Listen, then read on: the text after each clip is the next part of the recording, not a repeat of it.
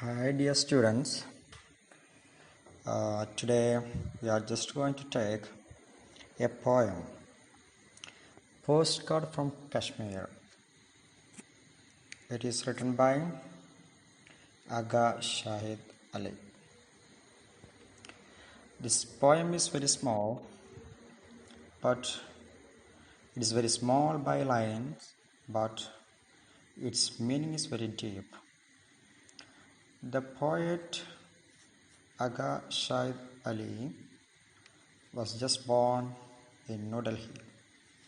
Let's have a brief description about the poet now. You can just read this one here. He was born in New Delhi in 1949. Grew up in Kashmir. He was the son of a distinguished and highly educated family in Srinagar. Attended the University of Kashmir, the University of Delhi, and arriving in the United States in 1975. Pennsylvania State University and the University of Arizona. A Kashmiri Muslim, Ali is best known in the US and identified himself as an American poet writing in English. So though he was born in India, he is very famous in America. Let's go to the next one. In 2001, it was the year of his death, and he was noted as a poet uniquely able to blend multiple ethnic influences and ideas in both traditional forms and elegant free verse. His poetry reflects his Hindu, Muslim, and Western heritages. As we told, though he was born in India, his living was there. He was just his education he just received from America. So, in his poems, the mixture of all this culture can be seen. Let's look at the poem. I may read for you, just follow me. Kashmir shrinks into my mailbox, my home a neat 4 by 6 inches. I always loved neatness, now I hold the half-inch Himalayas in my hand. This is home, and this the closest I will ever be to home. When I return, the colors won't be so brilliant, the Jhelum's waters so clean, so ultramarine, my love's so overexposed, and my memory will be a little out of focus. In it, a giant negative black and white still undeveloped. Okay, once again you just go through this poem, and after that let's have an explanation about the poem. Kashmir shrinks into my mailbox. In this poem, Aga Shahid Ali, the speaker, describes receiving a postcard from his native land, Kashmir. We know that while he is writing this poem, he is not there in Kashmir. At the same time, he is somewhere else. But he receives a letter from his native land, that is Kashmir. And parts of Kashmir, the Kashmir is a region of the Indian subcontinent. You know that where Kashmir is, it is in India and it is an Indian subcontinent. But whenever we are hearing about this place, when we are just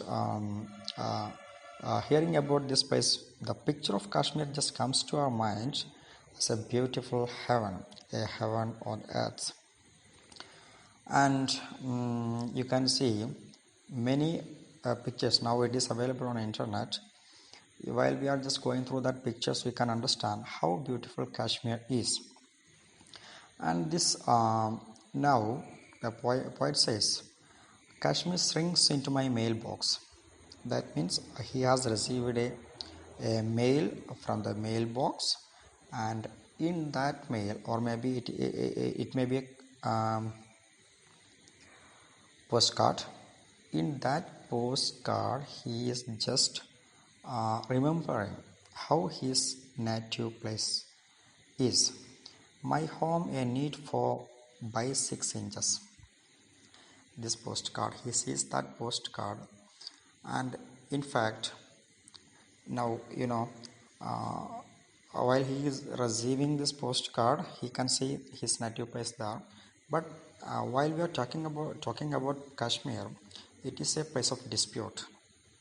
For years long, it has been under dispute. In fact, disputes between India and Pakistan about the territory and the territory are long-standing and have often led to armed conflict. Here, in the opening of 2 lines of the poem, the speaker indicates that the postcard contains a photograph. It is the part of Kashmir, a place the speaker still considers his home. Still, he considers Kashmir as his home, but at the same time, he is not there in Kashmir and he is somewhere else, and he is just bringing these thoughts into his mind. And he says, now Kashmir is only 6 inches. Why he says like that? Because it is on the postcard. This picture is printed on the postcard. While he is just taking this postcard in his hand, he sees that Kashmir is very small, and he wants to see his native place as a neat and tidy one. And he says that I always loved neatness. In the poem, the 3rd line, you can see that that one, I always loved neatness. And he considers his home. His home means here Kashmir. He considers his home, or he always wants to see his home as neat and tidy. Apparently, he is very geographically distant from Kashmir, a fact that makes his use of the word home ironic. He is not there. He is not there in Kashmir, but still he uses the word home. Why? It is ironic. He wants to be there, but unfortunately, at present time, at present moment, he cannot be there because he is somewhere else. And this the closest I will ever be to home. He may have been born in Kashmir and may have lived there for much of his life, but now he is apparently living somewhere else, perhaps even in some Western country such as the United Kingdom or the United States. He also says he always loved neatness. He always loved neatness. In any case, the speaker next mentions that he loved neatness, a trait that emphasizes the irony that he can now hold half-inch Himalayas in my hand. Here he says that he can see the half-inch Himalayas in my hand, because I think while he receiving this postcard, there may be the picture of this Kashmir, and at the same time there will be the picture of Himalayas as the background of the picture. And this Himalaya is the biggest mountain. However, this one is very small because he can just hold that Himalayas in his hand. That's why he says that it is now only half-inch. And this the closest I will ever be to home. And here, however, I think he wants to come back to his home, that is Kashmir. And he says, when I return, the colors won't be so brilliant. It is a prediction. When I return, he did not return so far, but when I return, the colors won't be so brilliant. He wants to convey to the readers that sometime his Kashmir will not be so brilliant, so bright, so beautiful, so pretty as he thinks it should be. So he wants to be his Kashmir very beautiful, but nowadays sometime it may not be like that. The Jerusalem the Jerusalem's water so clean. The Jerusalem's water so clean, so ultramarine. In his thought, in his memory, this waters of Jerusalem, it was very clean and tidy, but and so ultramarine. But sometimes he cannot predict, or he cannot imagine, he cannot assume that sometimes it will not be like that, as he has seen in his childhood or his young age, in his young age. However, he says, my love so overexposed. He is too much indulged in the thought that he still loves the Kashmir, and my love so overexposed. And the massive mountain range has been reduced to small. Here, we already told you this Himalaya in my hand, because it is too much reduced to be held in his hand, and my memory will be a little out of focus. And my memory will be a little out of focus. Why it is like that? The tidy picture, which is surely not the kind of neatness the speaker truly desires. One of the most impressive aspects of his homeland that it has been thus shrunken and made to seem far less impressive and significant. Although the speaker holds the postcards, he has in more literal ways lost touch with the land he loves. Perhaps the most intriguing and puzzling lines of the poem are these. What? Perhaps. Perhaps. Perhaps the most intriguing and puzzling lines of the poems are: this is home, and this is closest. This is home, and this is the closest I will ever be to home. Does the speaker mean that Kashmir is home? If so, why does he say that this is the closest he will ever be to home? One might assume that he means that he is unable to return to Kashmir, and so the postcard must suffice as a poor substitute for an actual visit. Though he cannot come to his home, he is still getting satisfaction by seeing the postcard in his hand. That is very clear here. That's why he's stating, my love so overexposed and my memory will be a little out of focus. The speaker seems to contemplate an inevitable return. He wants to come to his home. It is an inevitable. However, in his old age, sometimes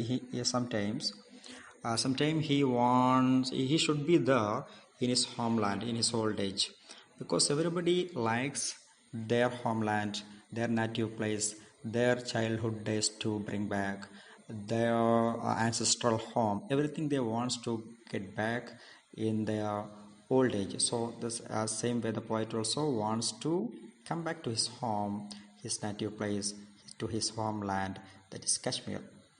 The speaker assumes that while he wants to return, therefore, when he says this is home, does he mean that unnamed place where he currently resides, which seems a pure substitute for his actual home of Kashmir?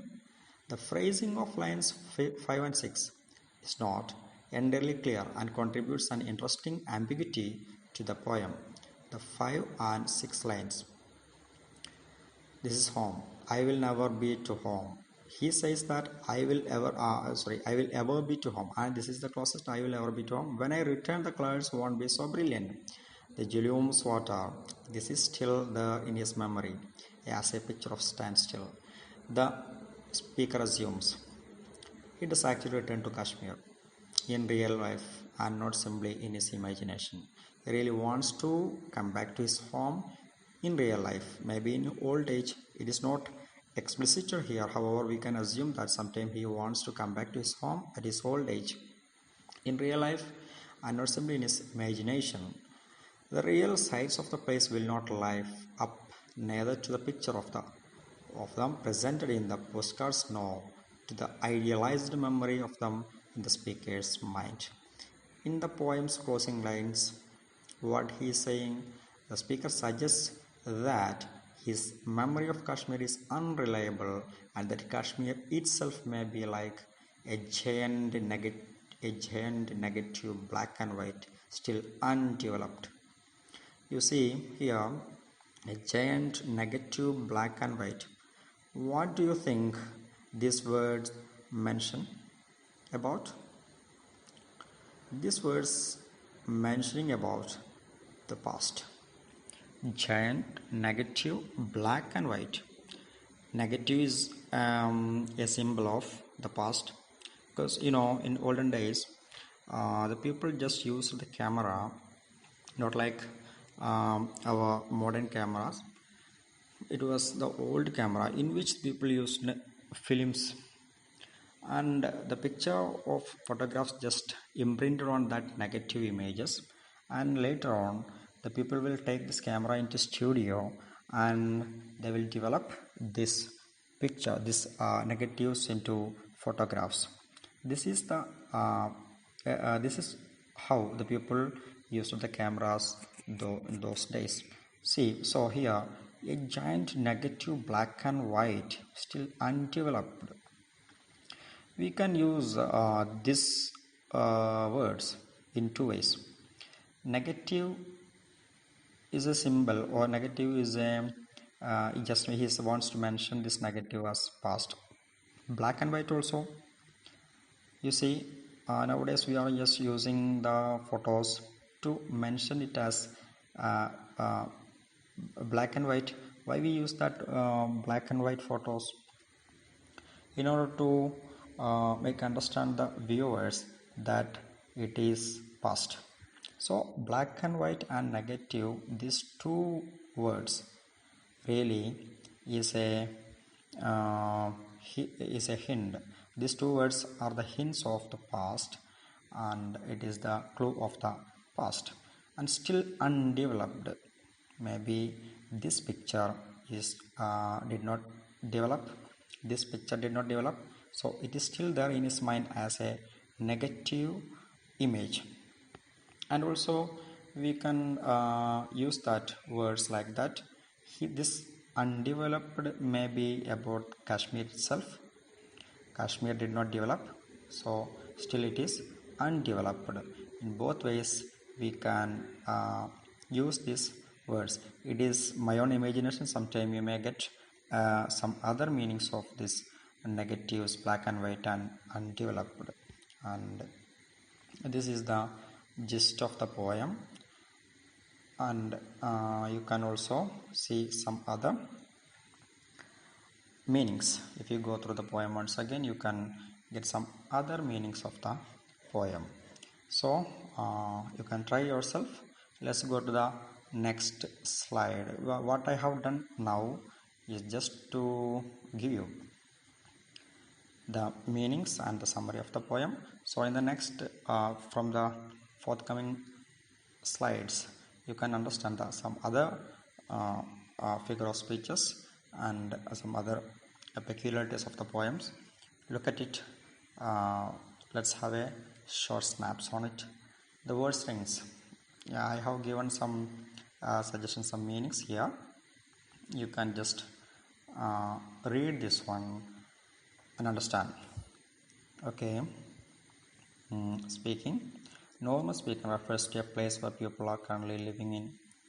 Postcards are usually sent from a place pupils spend their holiday on.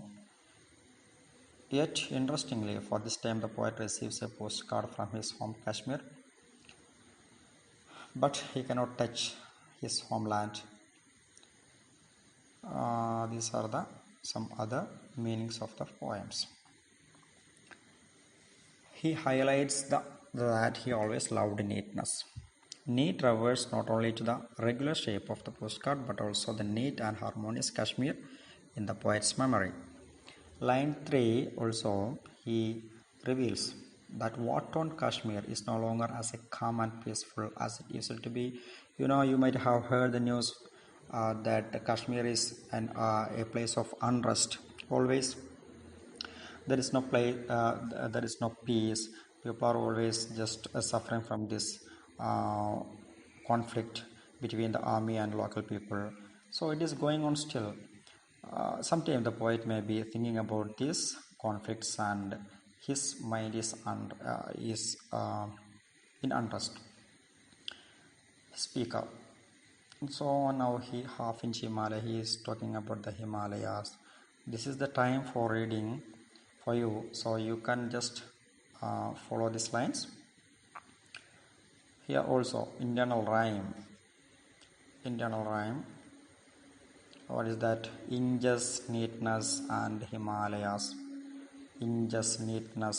Rhymes. You know the rhymes. I think you might have learned that rhymes in the previous classes. Alliteration also given here: hold, half inch, Himalayas, and hand. The tone of the poem is getting increasingly serious and emotional from line 5. This is home and this is the closest. I'll repeat home. Irony also has been given here. The word closest. It is saddening to know that the poet yearns to be home, but the chance to do is thin. He wants to come to his home, but now while he is just writing this poem, he is not there in Kashmir, but he is somewhere else, and he is not able to come to his homeland. The poet continues to build a bitter mood by imagining what Kashmir will be like when he returns. Still, he is not a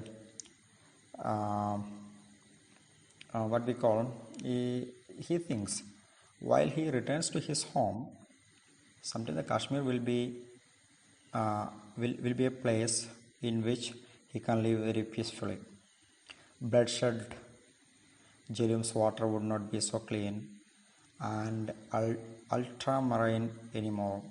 So everything will be while he wants to be his place as a beautiful and peaceful place, but unfortunately he cannot see that place as beautiful or as peaceful as he imagining. So this is the condition of the Kashmir. The line 710. The poet's pity and lament for the destruction of Kashmir. He laments. He is very much disappointed on the condition of the Kashmir at present, and also in the climax. My love so overexposed. He is too much exposed, that is overexposed from my love in order to achieve the rhetorical emphasis on his patriotic sentiment. Overexposed. It shows how overwhelming the poet's nostalgic love to Kashmir is in somehow distorted and explicit manner, just like a piece of photography that are overexposed. Too much light. Overexposed also can be given a meaning of this too much light. Giant and negative. These are two adjectives. Srangan. It contrasts the Srangan idealized Kashmir in the postcard with the giant grim one in reality. Black and white also, I told you earlier, it is a metonymy for things happened in the past. And finally the poem just finishes like this. The structure reflects that memories are just pieces of flashbacks and feelings that tangle together. However enchanting his memories are, they are indeed messy and will gradually fade. So surprisingly, there are actually 14 lines in this poem which are identical to that Shakespearean sonnets, a traditional format for love poems. You might have learned a Shakespearean poem in the previous class, I think the previous sum, and also there you will be explained how what a Shakespearean sonnet is. So just listen to that one. Now just it is the time to wind up. Once again I request you to go through the poem and find out the other meanings if it possible in your reading. Anyway, let's wind up and I will give you some questions later. Then you have to give me the answer in Google format. And thanks for watching. If you have any doubt, please contact me without fail. Okay, goodbye.